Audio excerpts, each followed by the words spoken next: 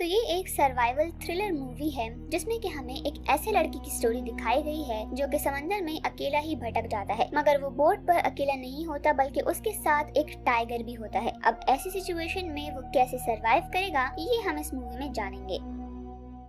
तो मूवी शुरू होती है और हमें दिखाया जाता है पाई को। एक दिन पाई से मिलने एक राइटर जेम्स आता है जिसको असल में पाई के मामा जी ने भेजा था क्योंकि पाई के पास सुनाने को एक ऐसी स्टोरी थी जो कि उसके लिए काफी इंटरेस्टिंग हो सकती थी। हालांकि पाई की स्टोरी पर यकीन करना थोड़ा मुश्किल होता है जो कि हम आगे जान पाएंगे, मगर फिर भी जेम्स इस स्टोरी के बारे में जानना चाहता था। जब जेम्स पाई से मिलने आता है तो पहले वो पाई से उसके नाम के बारे में पूछता है कि उसका नाम पाई क्यों है। तब पाई बताता है कि इस दुनिया में लोगों के तरह तरह के शौक होते हैं। मेरे मामा जी को स्विमिंग पूल्स का बहुत ही क्रेज था। जब पाई का बर्थ हुआ तब उसका नाम उसके मामा जी ने रखा था जो कि एक फ्रेंच स्विमिंग पूल से इंस्पायर्ड था। वो बताता है कि उसे नाम मिला था पिसाइंग पटेल, लेकिन इंडियन लैंग्वेज में उन्हें पिसिंग नाम दे दिया गया जिस वजह से स्कूल में उसे इस नाम से काफी चिढ़ाया जाता था। फिर एक दिन क्लास में टीचर के कहने पर पाई ने एक पाई प्रॉब्लम सॉल्व किया जिस पर कि उन्हें टीचर से काफी अप्रिसिएशन मिली, जिसके बाद उसने अपना नाम चेंज करके पाई ही रख लिया। पाई बताता है कि वो अपनी फैमिली के साथ पौंडीचेरी में रहता था। वहाँ पर फॉरेनर्स काफी ज्यादा रहते थे। फिर पाई अपनी मदर के बारे में बताता है कि वो काफी ज्यादा रिलीजियस थी। वो बताता है कि उनका गॉड पर बिलीव उनकी मदर की वजह से ही आया था, लेकिन बचपन में उन्हें अपने रिलीजन के बारे में नहीं बताया गया था। जब किसी इंसान को उसके रिलीजन के बारे में ना बताया जाए तो फिर वो डिफरेंट रिलीजन्स की चीजों को अडॉप्ट करता है और उसने भी ऐसा ही करना शुरू कर दिया। वो काफी सारे रिलीजन्स की चीजों को अडॉप्ट करते थे जिससे कि उसने गॉड से प्यार करना सीखा। उसने सीखा कि बिलीव करना कितना स्ट्रॉन्ग इमोशन है। अब पाई के फादर नास्तिक थे। वो एक दिन पाई से कहते हैं कि अगर तुम ऐसे ही अलग अलग रिलीजन्स को फॉलो करोगे तो इसका मतलब कि तुम किसी भी रिलीजन को पूरी तरह से फॉलो नहीं करते। तब पाई की मदर कहती है कि पाई अभी बहुत छोटा है, वो किसी भी गॉड से प्यार करे इससे क्या फर्क पड़ता है, अगर वो ऐसा करता भी है तो इसमें कोई बुराई नहीं। खैर कहानी आगे बढ़ती है।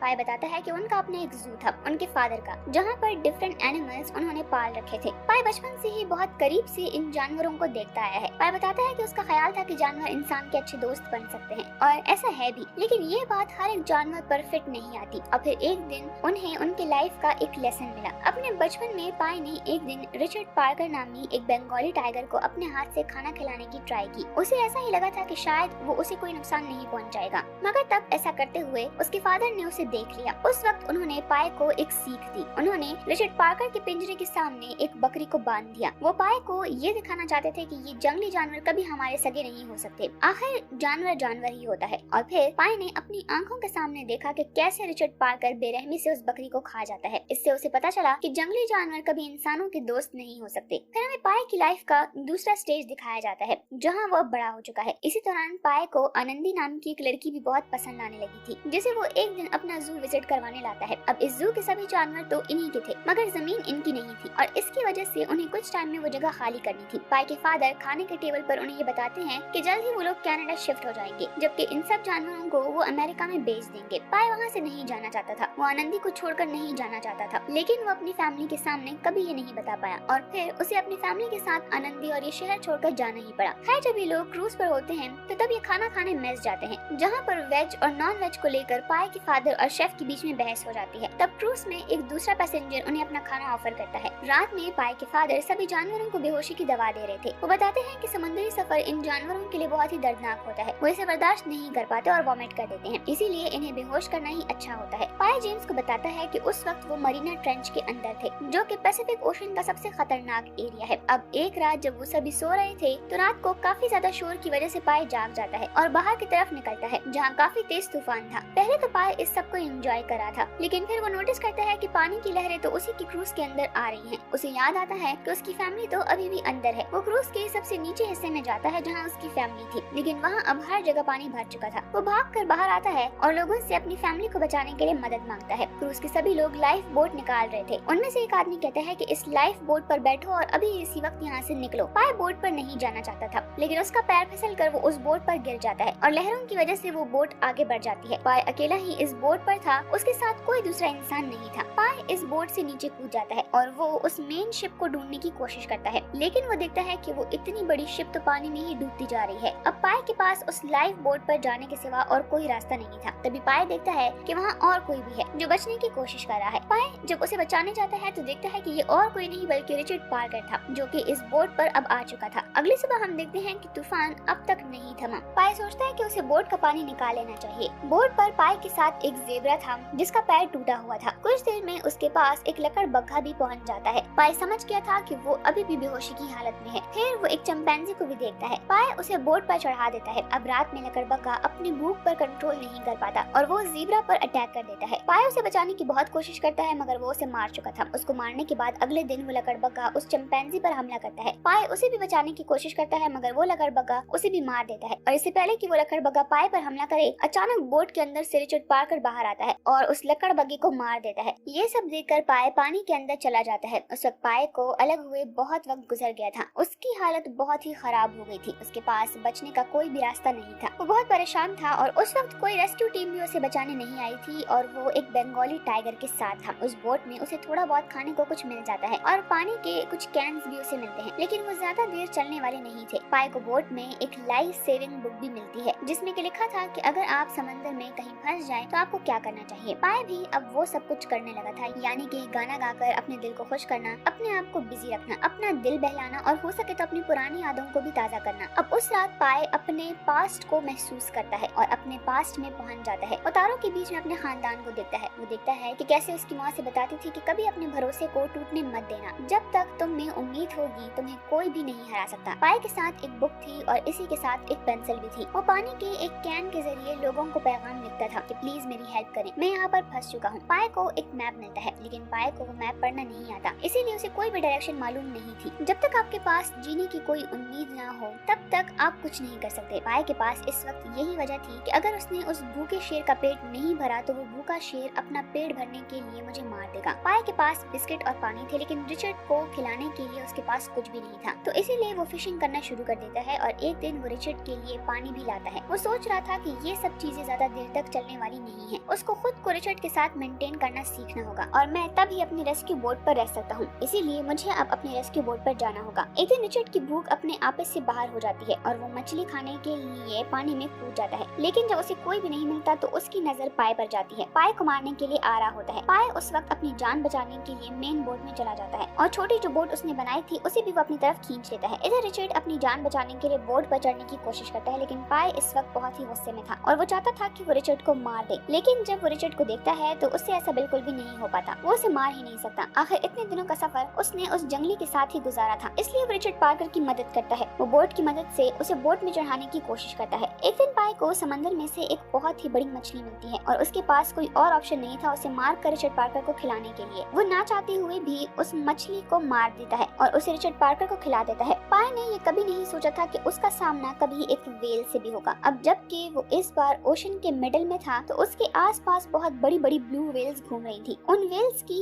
एक ही झटके से पाए की बोट तहस नहस हो जाती है। पाए अपना एक एक दिन उस बोट पर लिख कर काट रहा था। एक दिन वो लोग ऐसी जगह से गुजर रहे थे जहाँ पर उनका सामना बहुत ही ज्यादा मछलियों से होता है और ये मछलियाँ उड़ने वाली थी और अब इनके बोट पर बहुत सारी मछलियाँ आ गई थी। पाए भी अब इस बोट पर चढ़ा हुआ था। रिचर्ड पार्कर और पाए दोनों ही अब उन मछलियों को लेना चाहते थे, क्योंकि पाए का खुद का खाना भी अब खत्म हो गया था और एक तूफान आने की वजह से उसका बचा कुचा खाना भी अब जा चुका था। वो रिचर्ड को डराता है और उसे दूर भगाता है और उस पर अपना हक जमाता है कि ये खाना उसका है। इंसान मजबूरी में कुछ भी कर सकता है। पाए एक वेजिटेरियन था और ना चाहते हुए भी उसे ये खाना खाना पड़ता है। पाए सोचता है कि अब ऐसा तो नहीं चलेगा कि वो दूसरी बोट पर हो और रिचर्ड पार्कर दूसरी बोट पर। उसे रिचर्ड पार्कर के साथ ही रहना सीखना होगा। पाए उसे ट्रेन करता है। बहुत ही ज्यादा वक्त गुजर गया था। पाए और रिचर्ड दोनों की हालत अब बहुत ही खराब हो चुकी थी। एक रात पाए अपनी मेमोरीज के अंदर बहुत ही ज्यादा खो चुका था। उसे हर जगह अपनी फैमिली ही दिखाई दे रही थी, लेकिन अभी भी उसमें एक उम्मीद बाकी थी। उसने उम्मीद नहीं छोड़ी थी। पाए के पास जो पेंसिल थी वो भी अब इतनी ज्यादा खत्म हो चुकी थी कि उससे लिखा भी नहीं जा रहा था, लेकिन वो लिखना नहीं छोड़ रहा था। एक रात इतना बड़ा तूफान आता है कि उसकी छोटी सी बोट भी टूट जाती है और एक लाइफ बोट जिसके अंदर वो रह रहा था उसमें भी अब बहुत बुरे तरीके से पानी भर जाता है। पाए रिचर्ड को कहता है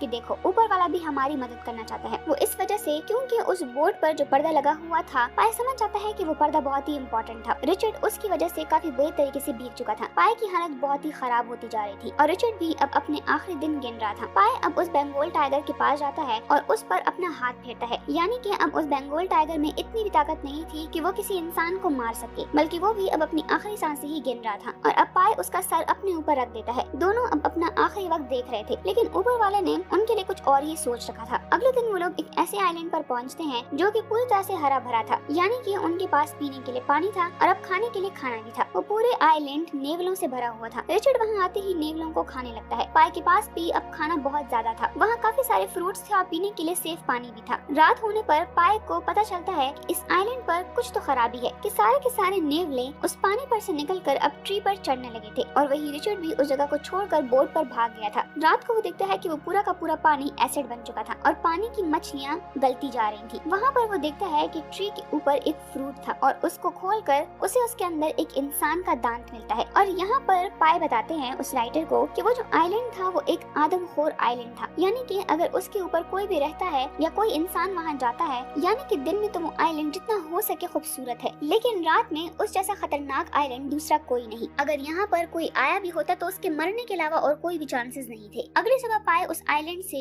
जितनी उसके पास जगह थी फल और सब्जियां ले लेता है। साथ ही वो बहुत सारी चीजें अपने साथ ले जाता है। वो सोचता है कि अगर वो भी इस आइलैंड पर रुका तो वो भी उस हंटर की तरह मारा जाएगा। वो रिचर्ड को भी उस जगह नहीं छोड़ सकता था, इसलिए वो बहुत सारे नेवले रिचर्ड के लिए भी ले आता है। वो सीटी बजाता है और देखते ही देखते रिचर्ड भागते हुए उसके पास पहुंच जाता है, क्योंकि उस जानवर को भी मालूम था कि इस आइलैंड पर रहना यानी कि मरना। काफी दिनों के सफर के बाद आखिर वो लोग पहुंच जाते हैं मैक्सिको के एक आइलैंड पर। वहाँ से रिचर्ड उतरता है और उस आइलैंड की तरफ जाने लगता है। पाई समझता है कि अभी रिचर्ड यहाँ पर रुकेगा और मुझसे बात करने लगेगा, यानी कि इतने दिन गुजर जाने के बाद हम दोनों में एक बॉन्ड तो बन ही गया है कि वो मुझे एक बार रुककर एटलीस्ट पलट कर तो देखेगा। यहाँ पर पाई बताते हैं कि इस वक्त वो बहुत ही रोए थे, एक बच्चे की तरह। वो इसलिए नहीं कि उन्हें एक बीच मिल गया था, एक न्यू लाइफ मिल गई थी, बल्कि इसलिए वो रो रहे थे कि रिचर्ड पार्कर ने उनकी तरफ एक बार पलट कर भी नहीं देखा। और वो पल बहुत ही बुरा होता है कि जब हम किसी को अलविदा भी नहीं कह सके। पाई उस राइटर को बताते हैं कि मैं उस आइलैंड पर आखिरी शख्स था जो कि जिंदा बचा, इसलिए मेरे पास इंश्योरेंस के कुछ लोग आए थे। मैंने उन्हें हर एक बात बताई, लेकिन वो बोल रहे थे कि ऐसी कोई असली बात बताओ जिस पर यकीन किया जा सके। तो पाई कहते हैं कि मैंने उन्हें एक ऐसी कहानी सुनाई कि जिस पर वो यकीन कर सके, और इस कहानी में कोई जानवर नहीं बल्कि उसकी खुद की फैमिली के लोग थे। और तब वो राइटर कहता है कि क्या उन लोगों ने तुम्हारा यकीन किया? तब पाई बताते हैं कि वो पॉलिसी मेरे पास अब तक पड़ी हुई है। और जब वो राइटर उसे खोल कर देखता है तो उसमें एक पेपर था जिसमें कि एक लड़की की कहानी लिखी हुई थी कि वो पूरे 227 डेज तक एक आइलैंड पर रहा, एक पैसिफिक ओशन, एक डीपेस्ट ओशन के अंदर था, एक बंगाल टाइगर के साथ, यानी कि नहीं, जो पाई अभी अपनी पूरी कहानी सुना चुका था, जिस पर कि वो राइटर काफी हैरान था। तब उसके बाद पाई उस राइटर से पूछता है कि तुम्हें इसमें से कौन सी कहानी अच्छी लगी? तो राइटर बताता है कि वो वाली जिसमें टाइगर था। इसके बाद पाई की फैमिली आ जाती है और पाई बताता है कि मेरी फैमिली में से कोई भी नहीं बचा था, ना ही मेरी मॉम ना ही मेरे डैड। अब यही मेरी फैमिली है, यानी कि अब पाई की फैमिली हो चुकी थी और उसके साथ उसके 2 बच्चे भी थे। तब राइटर से पूछता है कि क्या मैं आपकी कहानी लिख सकता हूँ? तो पाई कहते हैं कि मामा जी ने आपको शायद इसीलिए यहाँ भेजा है, और ये कहानी यहीं पर एंड हो जाती है।